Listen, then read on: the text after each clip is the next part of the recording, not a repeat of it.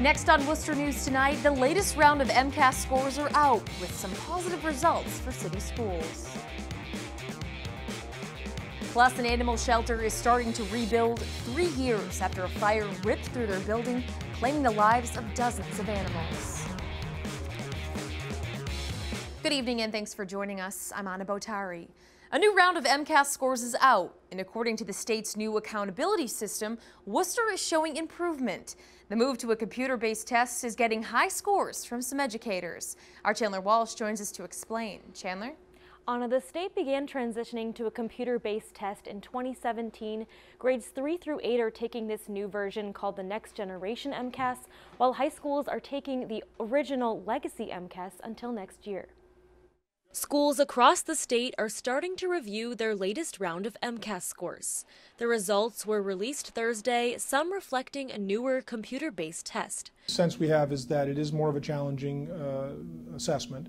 It does do more measuring of critical thinking skills, and that's good for us because that's something we're really emphasizing in terms of our own strategic goals. Shrewsbury was one of the highest scoring school districts in central Massachusetts. Superintendent Joe Sawyer says their scores are consistent with past years, but the exam is not the only measurement of how schools are doing. This is one snapshot in time of kids' performance, and it's important for us to make sure that we're looking at lots of different measures of students' performance across lots of domains. In Worcester, Superintendent Maureen Benenda is proud of her district's results.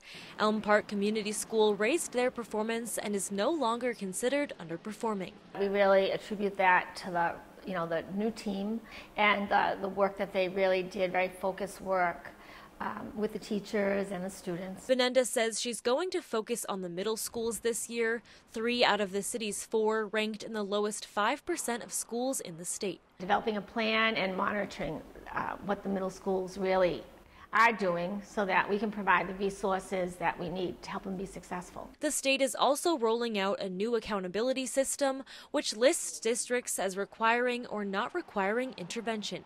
Benenda says the system takes more factors into account. And they're all good indicators. We want students to come to school every day, become proficient in learning English, graduate on time. Now, with the new accountability system, Worcester Public Schools are no longer a district considered requiring intervention. 2 districts in Central Mass are. Those are Southbridge and Webster. Chandler Walsh, Worcester News Tonight. A former nursing home, now renovated to be a place where people with drug and alcohol addiction can seek treatment, will open next month in Millbury. The facility is run by Sunrise Detox. According to the Worcester Business Journal, it will have the ability to treat up to 39 people with single and double occupancy rooms. Sunrise Detox will hold an open house from 11 a.m. to 2 p.m. on October 9th. A park in Worcester is receiving much-needed improvements. Commissioner of the Department of Conservation and Recreation, Leo Roy, says Lake Park is one of the most used parks in the DCR system and was in need of an upgrade. The improvements are part of a $1.2 million project, which includes a new artificial turf field and improvements to the track. Roy says the important thing about DCR is encouraging outdoor recreation. Us in this idea of getting kids outside into fresh air and being physically active. Construction is set to begin in spring and be finished in the fall. Almost 3 years after a devastating fire forced Sweetpea for Animals Rescue Shelter in Paxton to close, the founders have not given up hope and are working hard to try and reopen. Our Rosalind Flaherty joins us now live with more. Rosalind?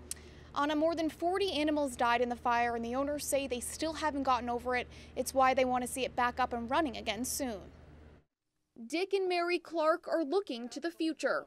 The founders of Sweetpea for Animals Rescue Shelter in Paxton have had a difficult few years. A devastating fire killed more than 40 of their animals and destroyed their shelter in 2015. Just to come here and see the building totally gone and know that all of the animals had gone with it was heartbreaking. The nonprofit No Kill Shelter opened in 2001.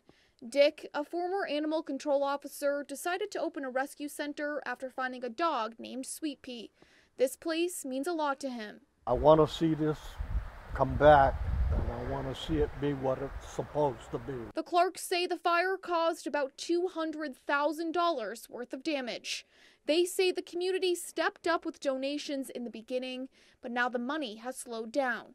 The couple tried to rebuild immediately, but it's been costly and filled with hurdles, including getting town permits. To rebuild today, it's much more expensive to replace that building. The foundation is in the ground, and the plan is to have up to 35 dogs, have rooms for cats, and have better fire protection equipment.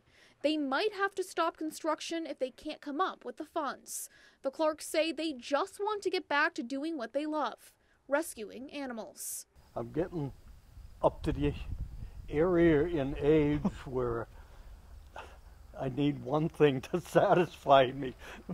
I guess this would be it.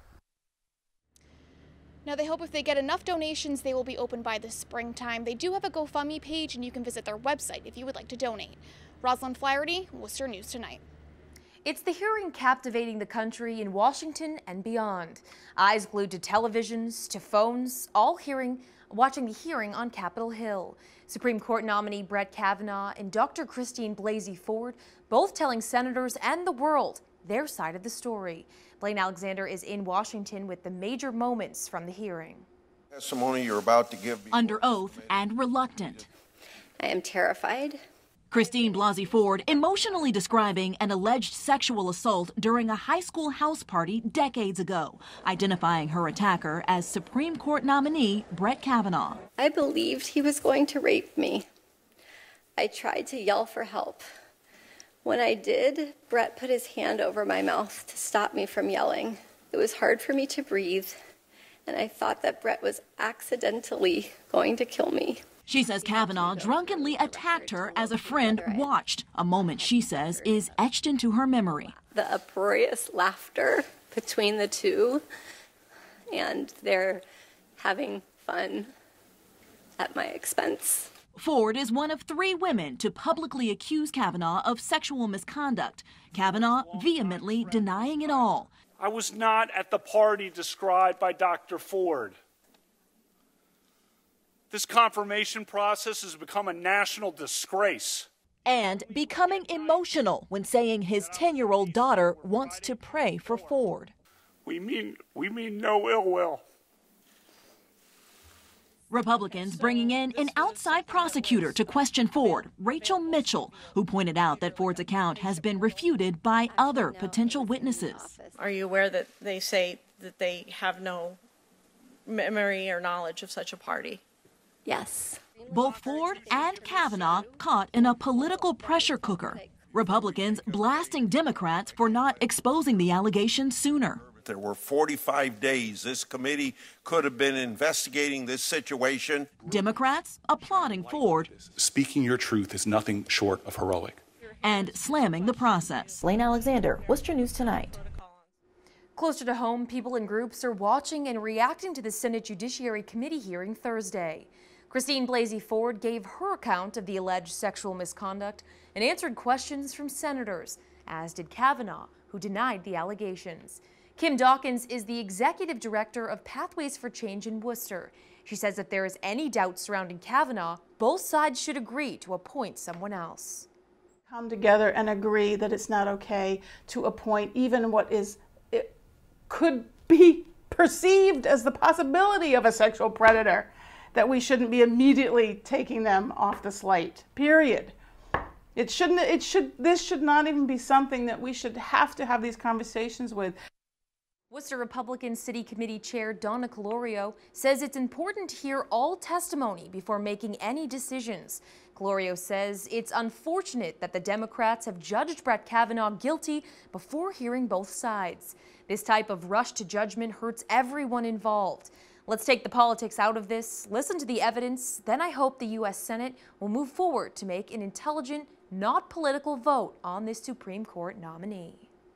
Switching gears, a packed house at the First Baptist Church in Worcester Wednesday night as nurse advocates debate the issues surrounding staffing levels at hospitals. The forum discussed ballot question 1, which would limit the number of hospital patients assigned per registered nurse. Supporters say it would provide equal quality health care for all. Opponents say it would increase healthcare costs and have a high price tag for hospitals. Donna Kelly-Williams and Teresa Rincon, 2 registered nurses, discussed their roles and why they support different votes for question 1. This is about nurses' ability to be able to take care of their patients safely. And this is about making sure that when you or your loved one is in the hospital, that nurse can safely take care of you by having a safe limit in place to be able to take care of their patients. I learned that nurse-to-patient ratios, when they were implemented in California, did not improve outcomes for patients. They increased cost of care without improving the outcomes for nurse-sensitive measures that we as nurses thought that they would improve on. This question will be on the ballot on November 6th. Last night's event was sponsored by the Worcester League of Women Voters. Last year's flu season broke records in all the worst ways, killing more Americans than doctors have seen in more than 40 years. Now experts are urging people to get their flu shots for this season. Erica Edwards reports. The death toll from last year's flu season is startling.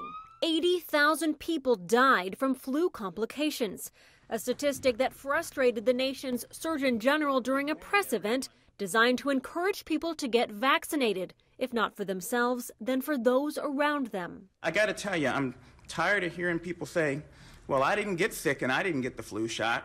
Those 80,000 people who died last year from the flu, guess what? They got the flu from someone. Dr. Jerome Adams led by example, rolling up his sleeve for the vaccine. Didn't feel a thing. As did folks in Shreveport, Louisiana, at a drive-through flu shot clinic. It was really easy to come out here and I didn't even have to get out of my car. Doctors admit the flu vaccine is not perfect, but they say even if you do get sick, the shot can help prevent the complications that end up killing people. Last year, 180 children died.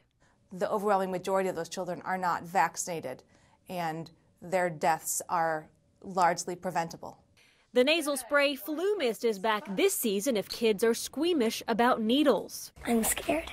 Doctors say a deep breath and a little bravery offer the best chance for preventing the flu. You did it! This coming flu season, you can get doctor's advice from Alexa. Seattle Children's Hospital and Boston Children's Hospital recently partnered to give Alexa a new skill called Flu Doctor. It can help you find vaccines in your area, also offer tips on easing kids' fears about needles. Erica Edwards, NBC News.